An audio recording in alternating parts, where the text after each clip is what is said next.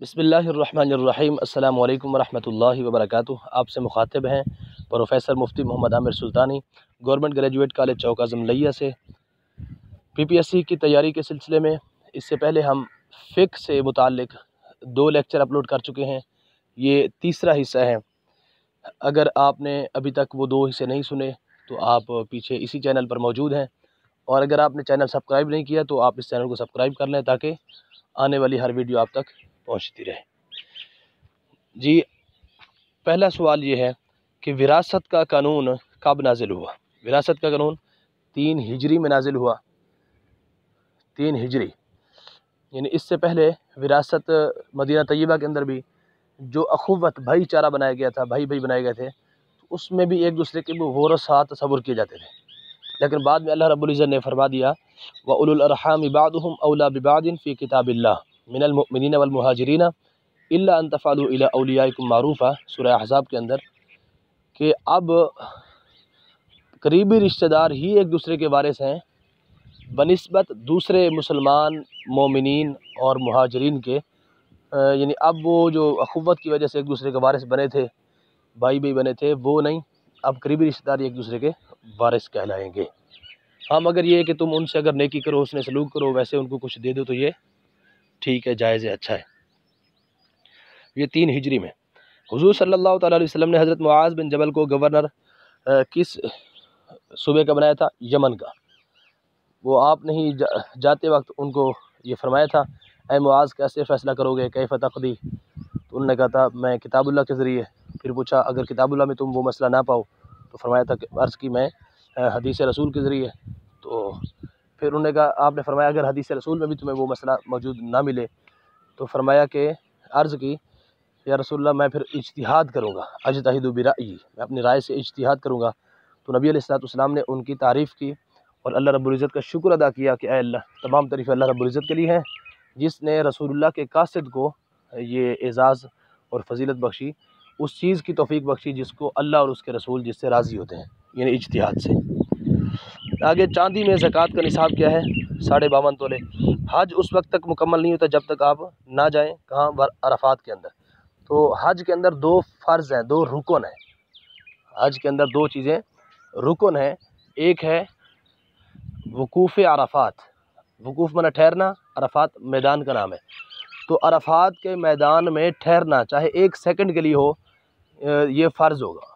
1 second بھی اگر گیا تو وہ فرض ادا ہو جائے گا، ہاں شام تک وہاں ٹھہرنا یہ واجب ہے، یہ وقوف عرفات۔ اور دوسرا فرض ہے حج کا طواف زیارت، یعنی 10 ذی الحج کے بعد جب ٹینڈ کرا لی، قربانی کی، پھر اس کے بعد ٹینڈ کرائی، تو اس کے بعد طواف زیارت کرنا یہ فرض ہے۔ اسی کو طواف افاضہ بھی کہتے ہیں، اسی کو طواف زیارت بھی کہتے ہیں، یہ حج کا ایک رکن ہے۔ تو حج کے 2 رکن ہیں، ایک وقوف عرفات، دوسرا طواف زیارت۔ جی، اگلا سوال ہے کہ حجر اسود کو بوسہ دینا یہ کیا کہلاتا ہے؟ استلام، استلام کہلاتا ہے حجر اسود کو بوسہ دینا۔ جو اس کے 7 آپشن ہے، سعی، سعی کہتے ہیں صفا و مروہ کے درمیان جو 7 چکر لگائے جاتے ہیں، یہ سعی ہے۔ اور ایک ہے شوط، شوط کو معنی ہے چکر، یعنی طواف کرتے وقت جو 7 چکر لگاتے ہیں خانہ کعبہ کا طواف، یہ ایک چکر کو شوط کہتے ہیں۔ اور ایک ہے رمج، رمج معنی جمروں کو کنکریاں، شیطان کو کنکریاں ماری جاتی ہیں، وہ اس کو رمج کہتے ہیں۔ رمج کا لغوی معنی ہوتا ہے پھینکنا۔ نماز استسقاء کس لیے پڑھی جاتی ہے؟ بارش کے لیے، جس طرح قرآن پاک میں ہے وَإِذِ اسْتَسْقَىٰ مُوسَىٰ لِقَوْمِهِ، کہ موسیٰ علیہ السلام نے جب اپنی قوم کے لیے پانی مانگا، تو پانی مانگنا، بارش مانگنا، اس کے لیے پڑھی جاتی ہے نماز استسقاء۔ جی، اس کے بعد ہے کتاب الآثار کس کی تالیف کردہ ہے؟ امام اعظم ابو حنیفہ کی۔ امام شافعی کس عمر میں منصب افتاء پر فائز ہوئے؟ منصب افتاء پر فائز آپ 14 سال کی عمر میں ہوئے۔ اچھا، ائمہ 4 کی کتابیں آپ دیکھ لیں، امام اعظم ابو حنیفہ کی کتاب الآثار ہے، امام شافعی کی کتاب الام ہے، اور اسی طرح کتاب الرسالہ ہے، اور امام مالک کی الموطا ہے، اور امام احمد بن حنبل کی مسند امام احمد بن حنبل ہے۔ جی، اور اگلا سوال ہے ایک مسلمان خاتون کو کتنی چادروں میں کفن دیا جاتا ہے؟ 5 چادروں میں۔ ان 3 تو وہ ہیں جو مرد کو بھی دی جاتی ہیں، عورت کو بھی، وہ ہیں تہبند ازار اور قمیص، تہبند ازار اور قمیص یہ مرد عورت دونوں کو دی جاتی ہیں، لیکن دو کپڑے عورت کے اضافی ہوتے ہیں، ایک دوپٹہ اور دوسرا سینہ بند، دوپٹہ اور سینہ بند، اس طرح عورت کے 5 ہو جاتے ہیں اور مرد کے 3۔ اگلا سوال ہے حج کے دوران قربانی کی جاتی ہے کہاں پر؟ مینا میں، حج کے دوران مینا کے میدان میں قربانی کی جاتی ہے، اور یہیں پر ہی جمروں کو کنکریاں ماری جاتی ہیں، شیطان کو کنکریاں ماری جاتی ہیں۔ جہاد کس سنہ ہجری میں فرض ہوا؟ 2 ہجری میں جہاد فرض ہوا۔ اذن للذین یقاتلون بانہم ظلموا، یہ 17 پارے کی آخری پاؤ کی پہلی آیت ہے کہ جہاد کی اجازت دے دی گئی۔ یہ 2 ہجری میں جہاد کی اجازت ملی، اور اسی ہجری میں ہی پہلا غزوہ ودان، اس کو بوا بھی کہتے ہیں، ودان بھی کہتے ہیں، اور اسی سال ہی غزوہ بدر ہوا، جس کو بدر الکبریٰ یا الفرقان، حق و باطل کے درمیان فرق کرنے والا یہ غزوہ تھا۔ جی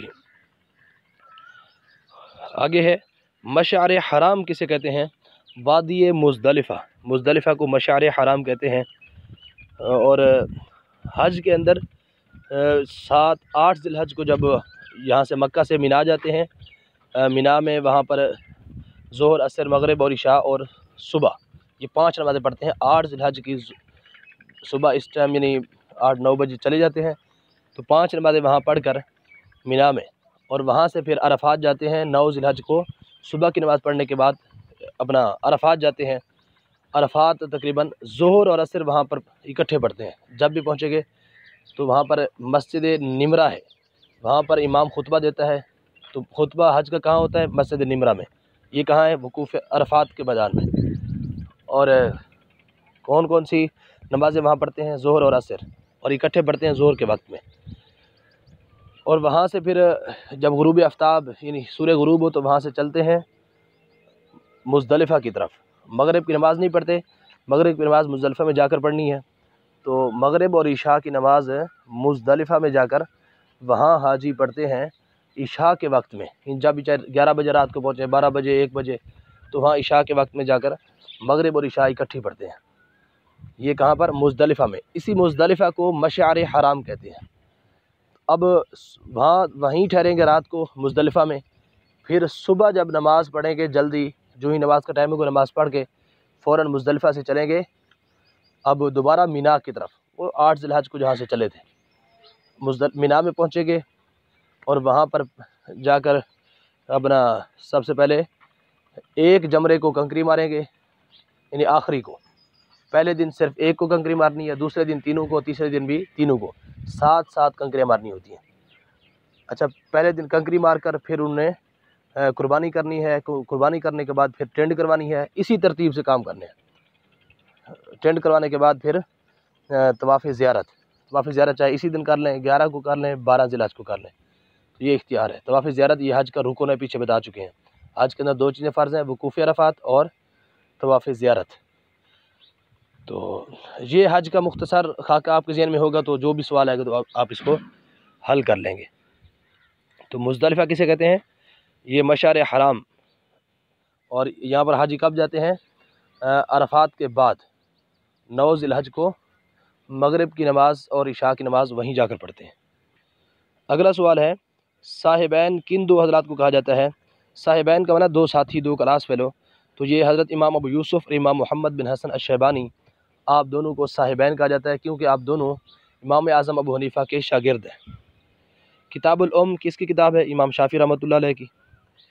فقہ میں شیخین کن کو کہا جاتا ہے؟ امام ابو یوسف اور امام اعظم ابو حنیفہ۔ شیخ کا معنی ہوتا ہے عربی میں استاد، تو شیخین 2 استاذ، تو امام محمد رحمۃ اللہ علیہ پہلے امام اعظم ابو حنیفہ سے پڑھتے رہے، جب آپ فوت ہو گئے تو اس کے بعد امام ابو یوسف سے پڑھتے رہے، تو اس طرح امام ابو یوسف بھی استاذ ہیں اور امام اعظم ابو حنیفہ بھی استاذ ہیں، اس اعتبار سے دونوں کو شیخین کہا جاتا ہے۔ ہاں، اگر حدیث کے اندر شیخین بولا جائے تو وہاں پر امام بخاری اور امام مسلم، ان کو کہا جاتا ہے شیخین، اور اگر صحیحین بولا جائے حدیث میں تو وہاں پر صحیح بخاری اور صحیح مسلم یعنی کتابیں۔ اس لیے یہاں پر کہا ہے فقہ میں شیخین سے کون مراد ہوتے ہیں؟ تو فقہ میں امام ابو یوسف اور امام اعظم ابو حنیفہ۔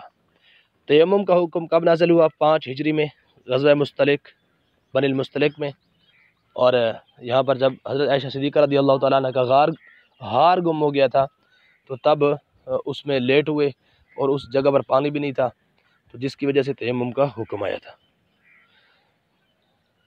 جی یہ لیکچر ہم یہاں پر اس کو کمپلیٹ کرتے ہیں، اور نیکسٹ لیکچر کے اندر جو بقیہ حصہ اس کا ہے اس کو مکمل کرنے کی کوشش کریں گے۔